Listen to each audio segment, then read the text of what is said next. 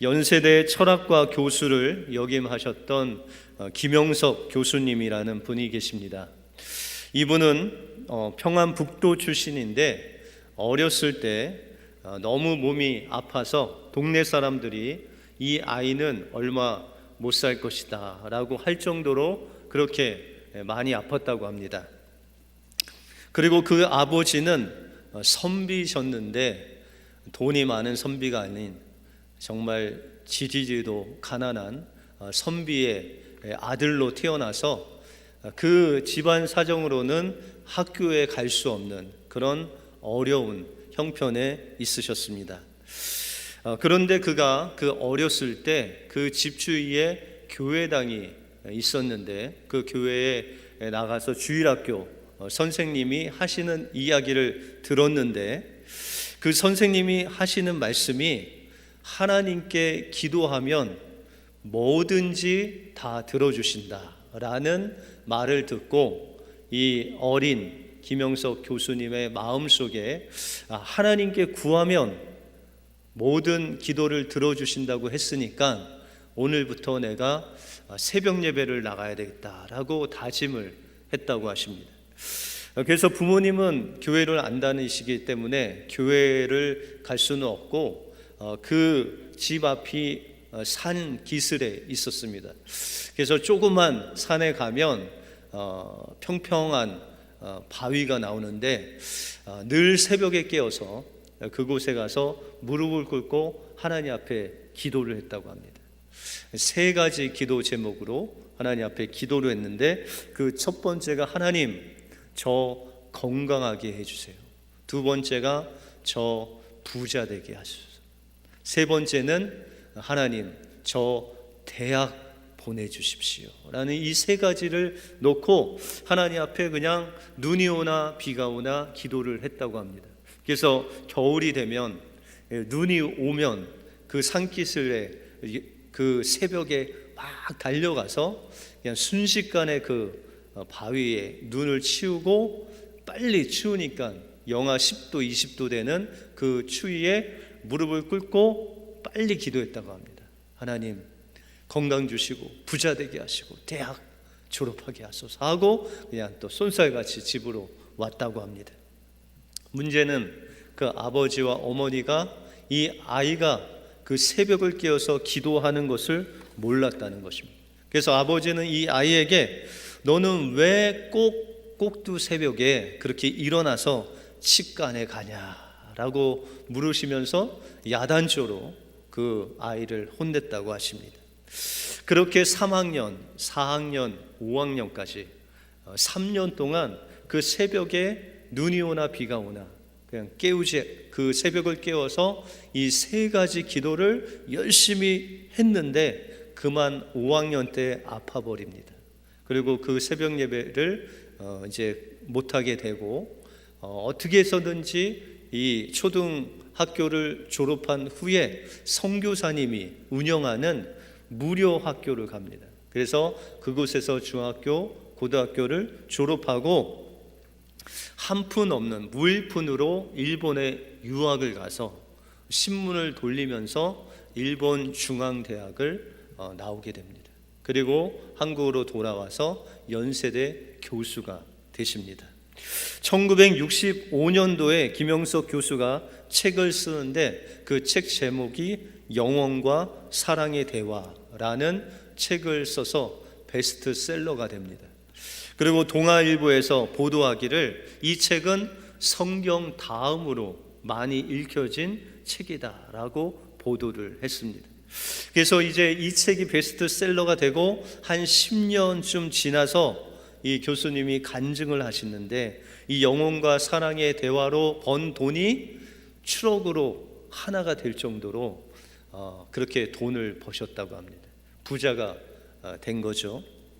그래서 2층 양옥집을 짓고 이제 어느 날 한 10년이 지나고 50대 중반 정도 되었을 어느 날 이 양옥집에서 누워서 있는데 이 교수님께서 이 생각이 하나 번뜩 나는 것입니다. 그러면서 하나님 어떻게 이러실 수가 있으십니까? 하나님, 제가 그 어렸을 때 3년 동안 새벽 기도한 그 제목을 하나님이 지금까지 기억하시고 저를 지금까지 살려주시고 부자 되게 하시고 대학도 나와서 이제 대학 교수가 되게 하시니 하나님 너무나도 감사합니다 라고 울면서 하나님 앞에 기도했다는 것입니다.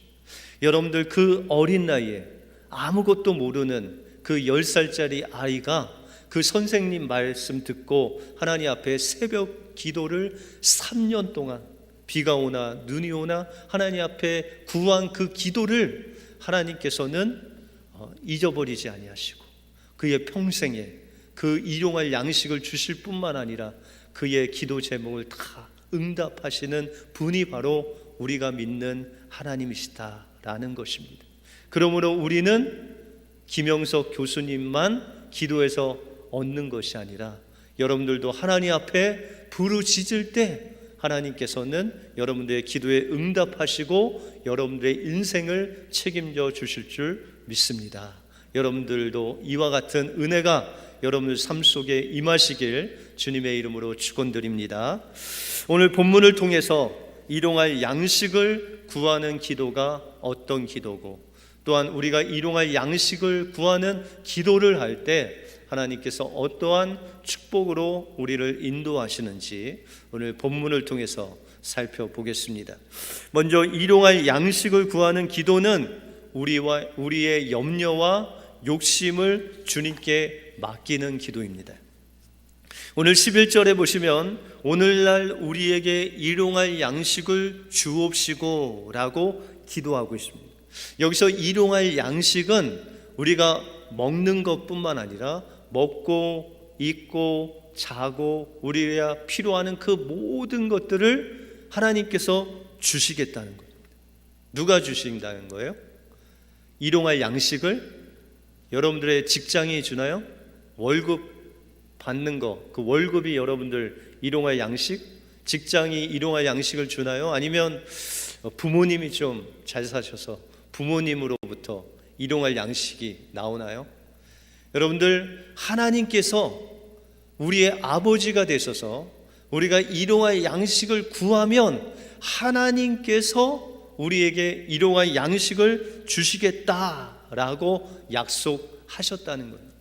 그런데 이 믿음이 없을 때 우리 마음속에 다가오는 두 가지가 있는데 그것이 바로 염려와 욕심이다라고 말씀하고 있습니다. 여러분들, 염려라는 것은 우리가 하나님께 맡길 것을 맡기지 않고 우리가 무엇인가 우리를 위해서 해보려고 하는 그 노력이 바로 염려라는 것입니다. 우리가 아무리 우리의 인생을 잘 살려고 노력하고 힘써 봐도 우리에게 몰려드는 것은 염려와 근심밖에 없다는 것입니다. 여러분들, 아담과 하와가 범죄한 이후에 그들의 삶이 좀 바뀌었습니다. 우리가 창세기 3장 후반부에 보시면은 이 아담에게 하나님께서 말씀하시기를 너는 땀 흘리며 수고하여 땅을 일궈야 너는 그것으로 먹고 살 것이다 라고 그렇게 말씀하고 있습니다. 그래서 남성분들은 그냥 평생 열심히 땀 흘리며 일하는 것, 그것이 이 아담이 죄를 지은 대가입니다. 그런데 이렇게 열심히 수고해서 땀 흘려 일을 해도 그 결과는 어떻겠습니까?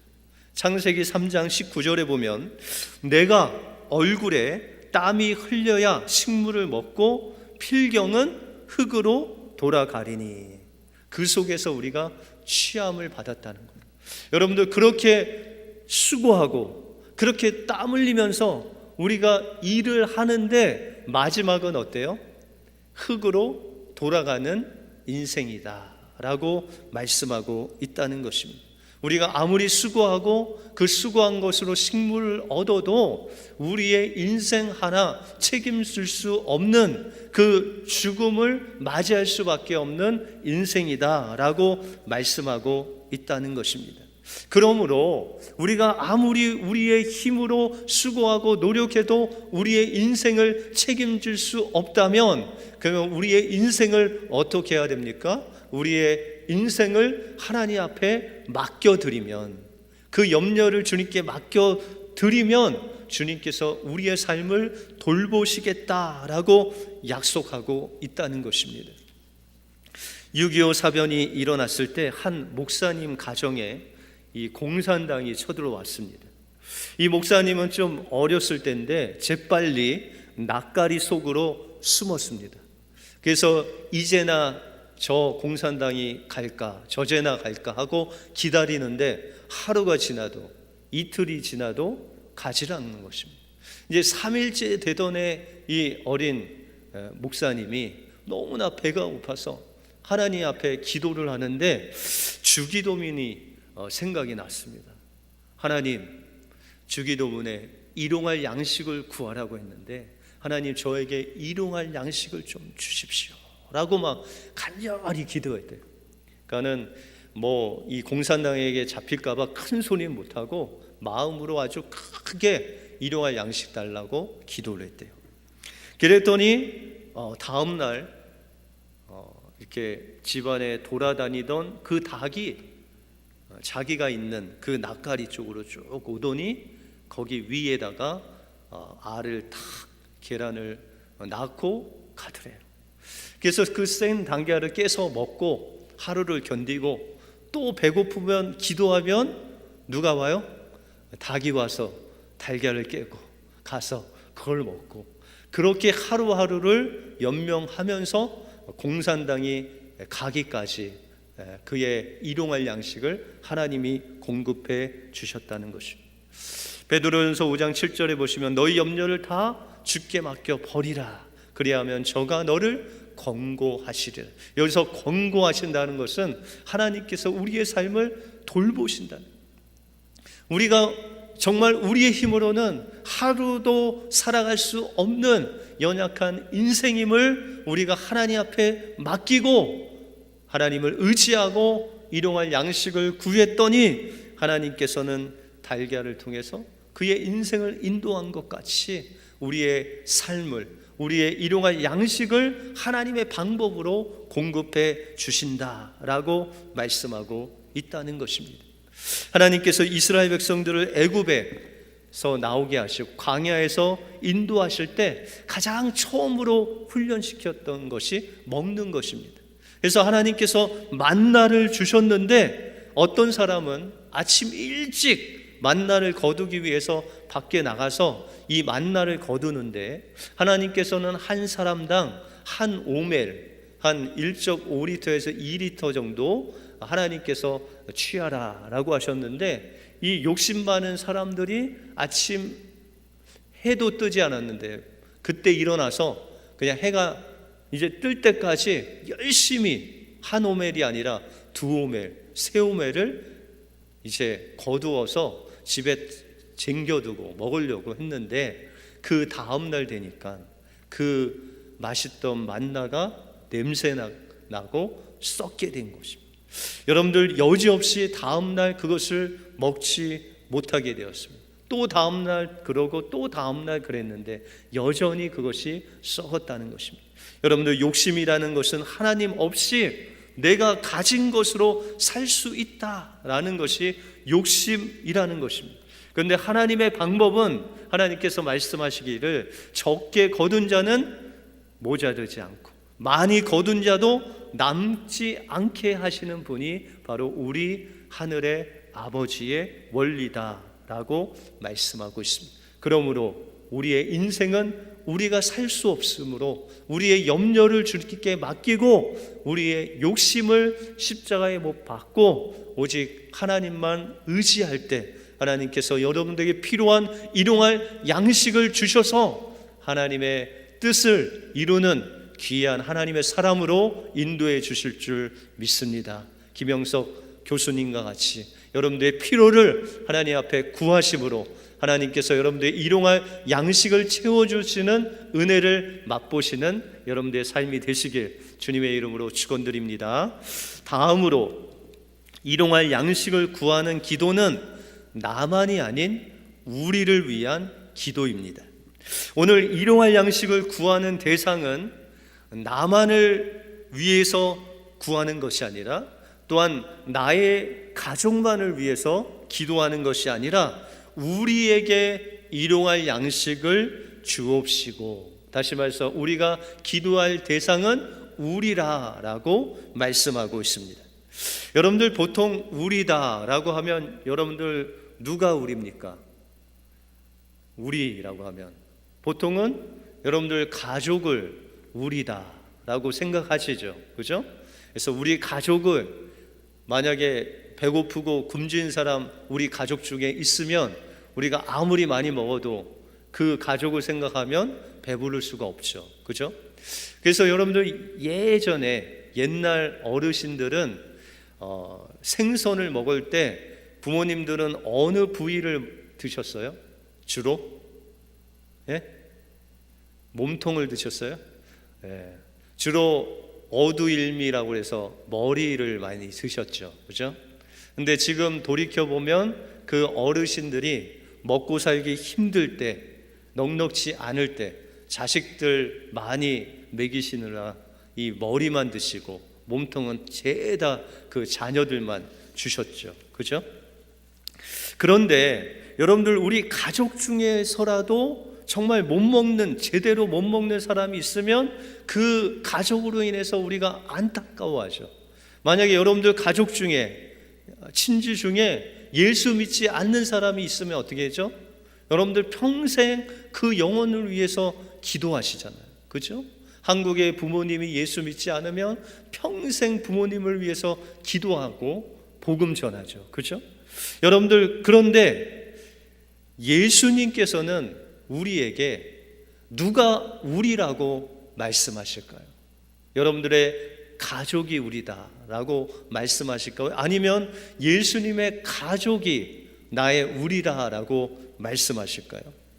우리가 마태복음 25장에 보시면 예수님께서 이 땅에 오시는 그날에 의인과 죄인을 나누시겠다, 양과 염소를 나누시겠다라고 하는 비유를 통해서 이 양과 염소에 대해서 말씀하십니다.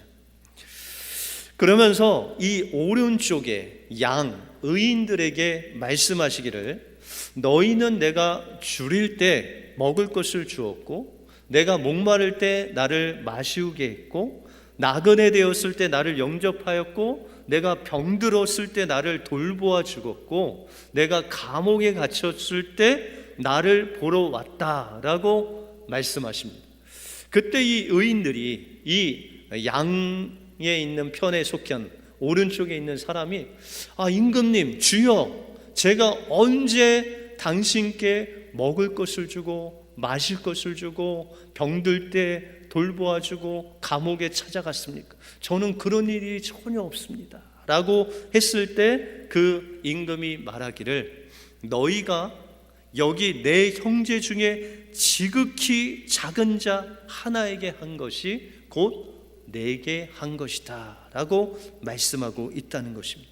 여러분들, 여기는 이 지극히 작은 형제가 믿는 사람이다 라고 말씀 안 하시고, 지극히 작은 형제, 믿는 자나 믿지 않는 자나 누구든지 지극히 연약한 자들, 먹을 것이 없고 마실 것이 없고 병들고 감옥에 갇히고 우리의 정말 우리의 것이 필요로 하는 그 작은 자에게 너희가 먹을 것을 주었다면 바로 나를 섬긴 거다. 바로 그 작은 자가 바로 너희의 우리다라고 말씀하고 있다는 것입니다.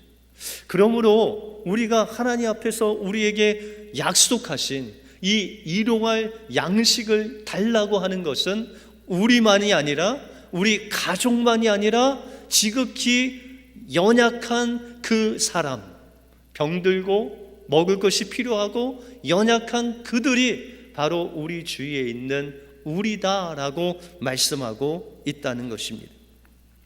탈북자의 아버지라 불리우는 김동성 목사님은 1986년 교통사고가 나서 대퇴부를 크게 다쳐서 인공뼈를 심고 이제 장애우가 됐습니다. 그래서 지팡이를 꼭 드셔야 걸을 수 있는 장애인이 되면서 하나님께서 그에게 이런 자신과 같이 불편하고 어려운 그런 자들을 섬기는 일을 사명으로 주셨습니다. 그리고 특별히 중국 선교에 비전을 주셔서 그 중국 장애우들을 섬길 수 있는 길을 열어달라고 기도했습니다. 그때 마침 우리나라에서 88 올림픽이 개최되고 그 중국 선교에 관심이 있었던 이 목사님이 중국 선수들을 섬기게 됩니다. 그들의 필요를 섬기고 또 그 옆에서 섬김으로 그것이 인연이 되어서 중국에 선교를 하게 되는데, 중국의 장애인들을 섬길 수 있는 그 선교 활동을 할 수 있게 됩니다. 그런 선교를 활동을 하고 계신데 1994년 북한에 큰 기근이 듭니다. 그때 역사적으로 200만에서 300만의 그 북한 아이들이 굶어 죽었다고 보도를 합니다. 그런데 그 목사님이 그렇게 어려운 그 북녘 땅의 고아들이 탈북을 해서 중국에서 꽃제비로 그렇게 고아로 먹을 것이 없어 남의 것을 훔치고 인신매매를 당하고 몸을 팔고 이런 고아들, 꽃제비들의 사역하는 그 사역을 담당하십니다. 처음에는 7명으로 시작한 그 사역이 9개 미션 홈으로 성장되고 이제 그 중국에서 정처 없이 몸을 팔고 인신매매를 당하고 남의 것을 노력하는 그 꽃제비 고아들을 바라볼 때 이들을 중국에 살게 해서는 안 되겠다라고 그 마음에 생각을 하고 이들을 한국에 보내야 되겠다라고 하나님 앞에 기도한 후에 한국을 보낼 수 있는 그 루트를 몽골 루트를 통해서 한국으로 이 탈북자들을 보내기 시작했습니다. 처음에는 13명의 아이들을 몽골로 보내서 한국으로 보냈는데 그것이 이제 계속 늘어나서 3,000명이라는 탈북자 아이들을 한국으로 몽골로 해서 보낼 수 있었습니다. 그런데 2000년 1월 16일 주일 예배를 드리고 숙소로 돌아가는 길에 북한 공안에게 납치를 당해서 이제 북한에 끌려가게 되었습니다. 이 끌려가기 전에 직장암 수술을 받고 한 2주 정도 지났는데 그것을 이 탈북자 아이들이 눈이 밟혀서 2주 만에 중국으로 넘어온 차라 너무나도 몸이 안 좋은 상태에서 북한으로 납치를 당하셨습니다. 이제 북한으로 피랍되어서 그곳에서 먹을 것을 주지 않고 고문을 해서 그 당시 몸무게가 170파운드였는데 그 고문받고 또한 영양실조에 걸렸을 때 100파운드밖에 되지 않는 그런 어려움 속에서 북한 정부는 예수 그리스도를 부인하고 또한 주체사상을 받아들이고 탈북자를 한국에 보낸 것 내가 정말 진심으로 회개하면 너 살려주겠다라고 계속해서 설득했지만 목사님은 단호하게 그것을 거절하고 나는 예수님을 부인하지 않겠다라고 고백하면서 이제 영양실조와 아주 잔인한 고문을 통해서 북한에서 순교를 하게 되십니다. 이때 몽골에서 한국으로 넘어온 3,000여 명의 탈북 고아들이 하늘꿈 학교라는 탈북 청소년 대안학교에 모여서 예배하고 공부하고 한국에 적응하면 이제 직장을 갖고 나가고 이렇게 많은 탈북자 고아들이 한국에서 적응하면서 이제 고 김동식 목사님 그 추도 예배가 있으면 각지에 흩어져 있는 이들이 모여서 하나님 앞에 특송하면서 이 목사님을 기억하면서 눈물을 뿌려서 하나님 앞에 찬양을 한다고 합니다. 여러분들 김동식 목사님에게 있어서 우리는 바로 그 가난한 그 헐벗은 탈북 고아들이었습니다. 그들이 바로 우리였고, 그를 위해서 그가 일용할 양식을 구하시다가 북한에 끌려가 순교를 당하신 것입니다. 여러분들, 우리가 김동식 목사님과 같이 그 탈북자들 아이를 주님 그 한국 땅으로 인도하는 일은 여기서 못할지라도 우리가 할 수 있는 거 한 가지가 있습니다. 하나님께서 우리에게 허락하신 그 우리를 위해서 그 우리의 필요한 일용할 양식을 구하는 기도는 우리가 할 수 있다는 것입니다. 북녘 땅에서 굶주린 아이들을 위해서, 아프리카에서 먹을 것이 없어 죽어가는 그 말라가는 물을 기르기 위해서 4시간 동안 걸어가는 그 아프리카 아이를 위해서, 또한 먹을 것이 없어 흙으로 과자를 만들어 먹는 그 아이들을 위해서, 또한 이 미국 땅에 먹을 것이 없어서 그 캔 음식을 받으려고 줄 서고 있는 그 노숙자들이 바로 하나님께서 우리에게 맡겨주신 우리다라는 것입니다. 그들을 위해서 우리는 기도할 때, 그 김영석 교수님이 그 어린 나이에도 새벽에 주님 앞에 기도할 때 하나님께서 그에게 그 기도를 응답하신 것 같이, 여러분들에게 맡겨주신 그 우리를 위해서, 일용할 양식을 위해서 기도할 때 하나님께서는 응답하여 주셔서 그 우리들에게 필요한 일용할 양식을 공급해 주실 줄 믿습니다. 우리의 염려, 우리의 욕심을 십자가에 내려놓고 하나님께서 우리에게 주신 그 우리를 위해서 일용할 양식을 구할 때 하나님께서는 저 하늘의 문을 열어주셔서 그 우리에게 맡겨주신 우리들에게 일용할 양식을 주실 줄 믿습니다. 여러분들의 평생의 기도, 우리가 바로 하나님께서 원하시는 우리가 되어서 그들의 일용할 양식을 구하는 여러분들의 삶이 되시길 주님의 이름으로 축원드립니다. 기도하겠습니다.